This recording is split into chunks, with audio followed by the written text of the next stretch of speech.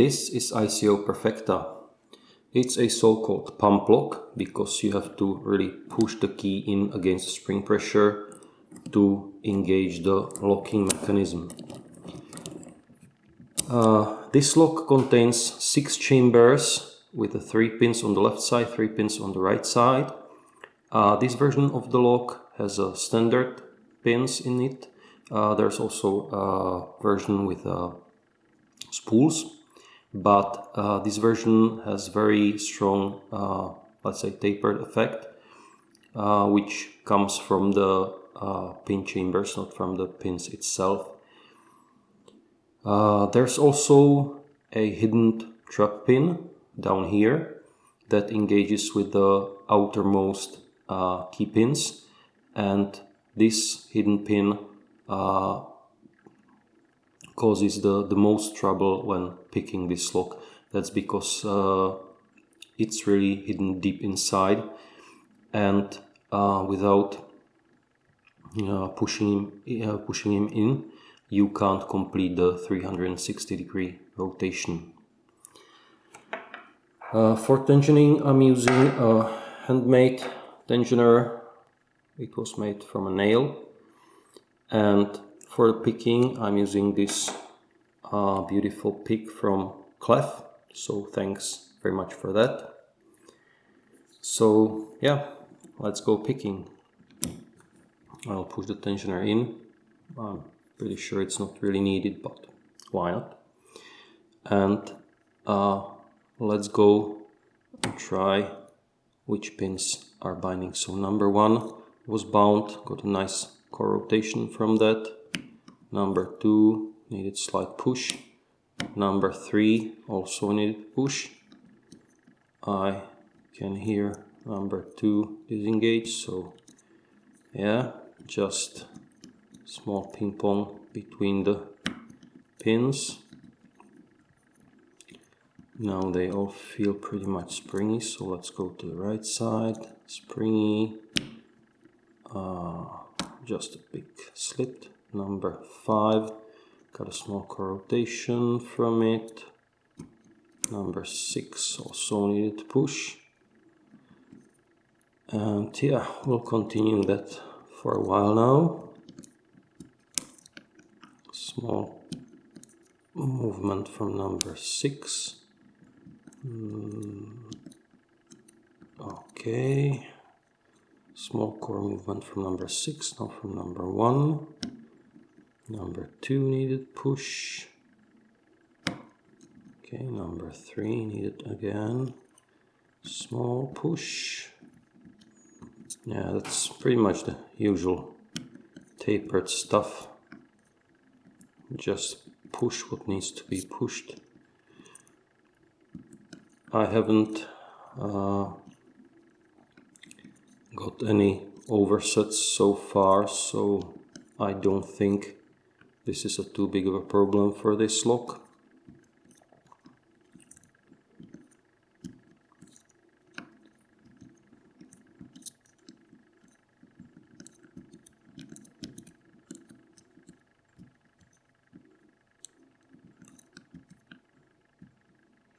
Okay, number 4 is binding hard now, so we are getting somewhere.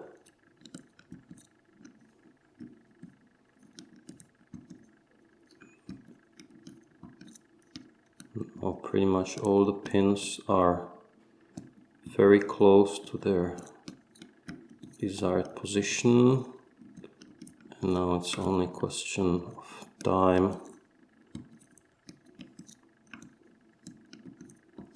Okay, core movements from 2 and 3, more core movements from 3.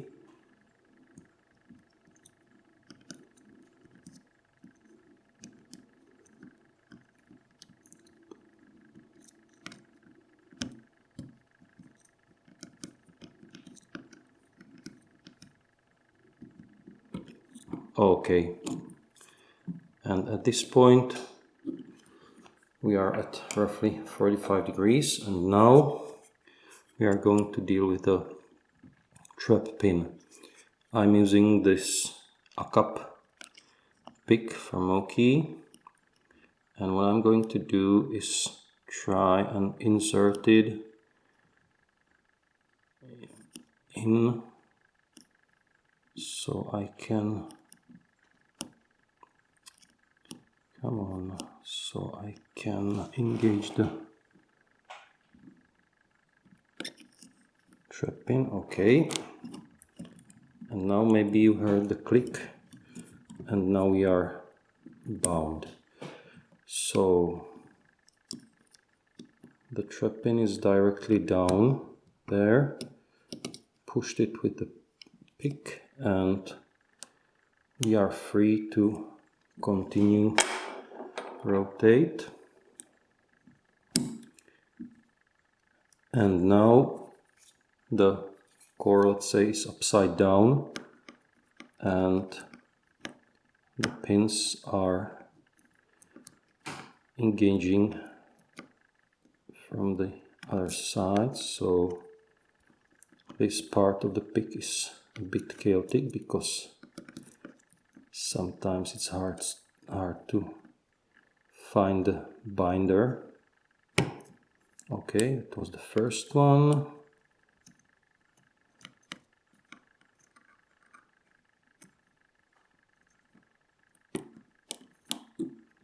Okay.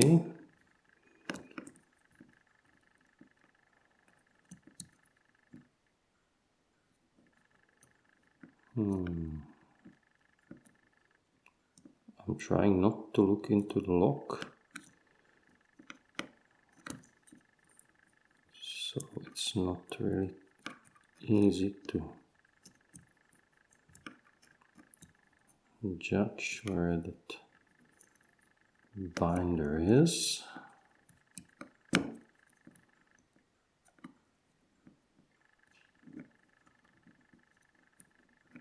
Come on.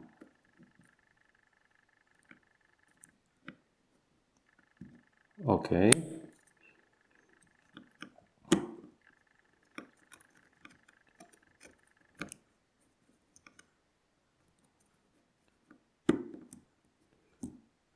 So we are beyond 180 degrees now. Usually at this point is back and forth between the sides.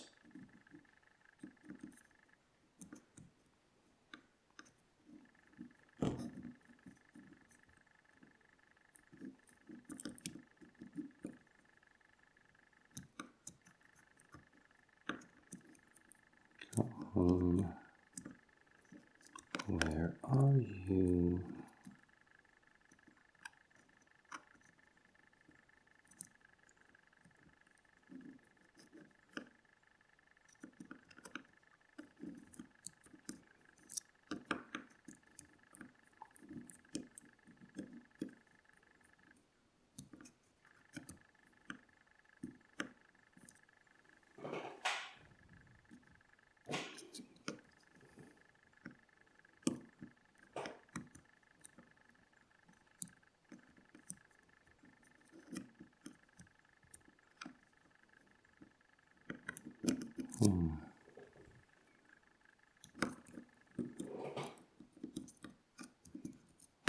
Okay, got a small core movement from touching one of the pins on the left side.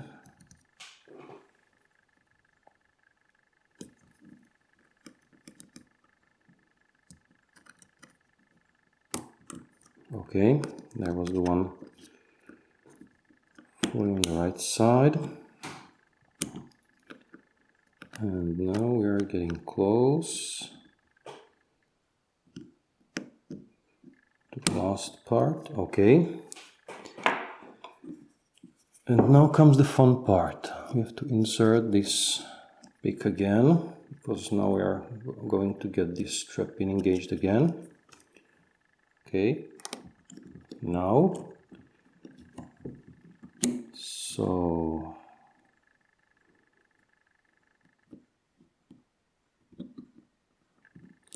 Okay, and that was the 360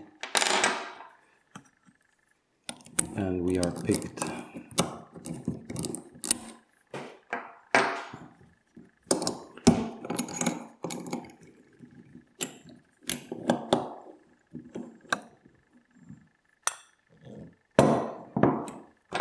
So here you can see some anti-drill protection, probably to protect that trap pin.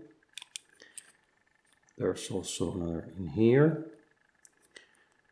Here, when the key is inside, you can see this knob engages the locking mechanism.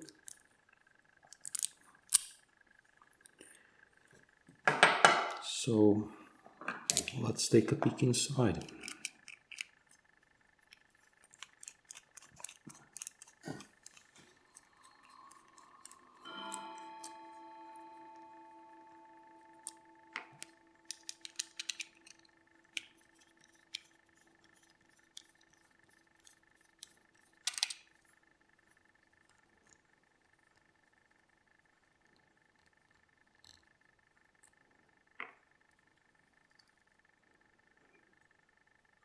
So there's the plate, the main spring,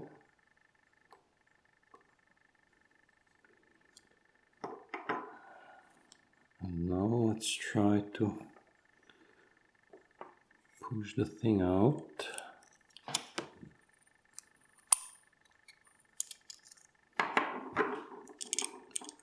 Nope.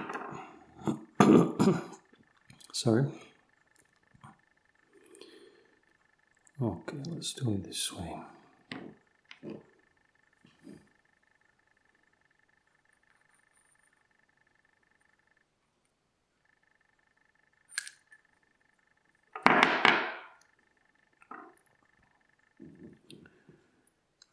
So that's the Bible of the lock. There's not much to be seen here, just those anti-drill protections, but it's a very nice chunk of brass.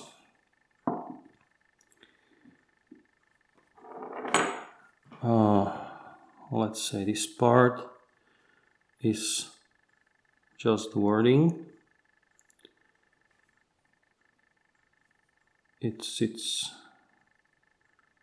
right here. It's probably to ease the manufacture of the lock. Here are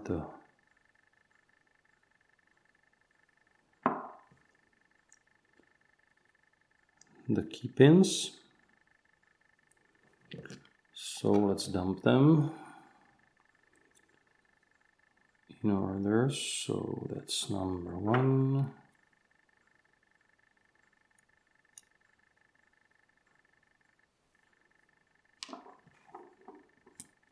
Number 2. 3.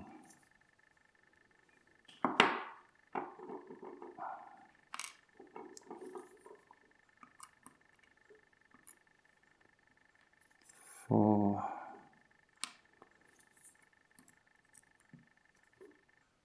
5, and finally number 6.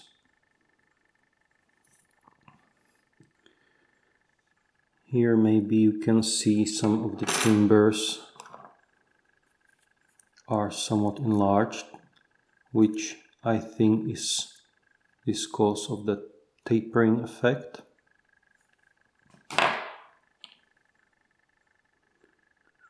Not much more to see in here. And here are the chambers with the drivers. As you can see, these are normal drivers, and that's the trap pin. So let's dump those.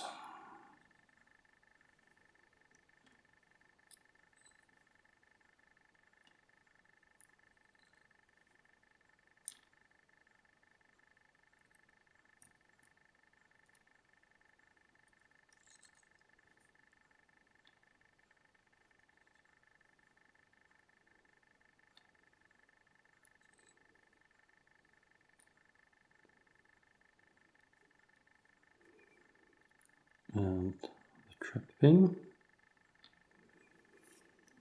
Again, not much to see here. These knobs are engaged with the back plate, so this part does not move.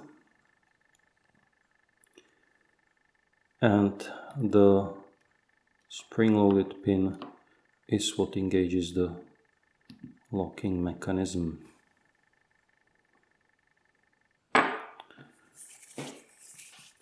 So let's go for a close-up.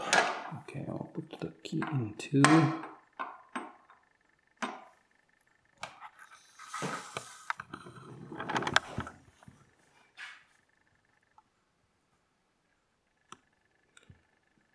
So you can see the different lengths of the bases of the key pins. That's what defines the bitting. The drivers are all standards, nothing fancy there. Just the trap pin that causes quite some trouble. Here's the wording, the moving part of the core and the static part of the core. That's the housing and the back plate. So that's pretty much it. That was the ISEO Perfecta. Thank you for watching. Goodbye.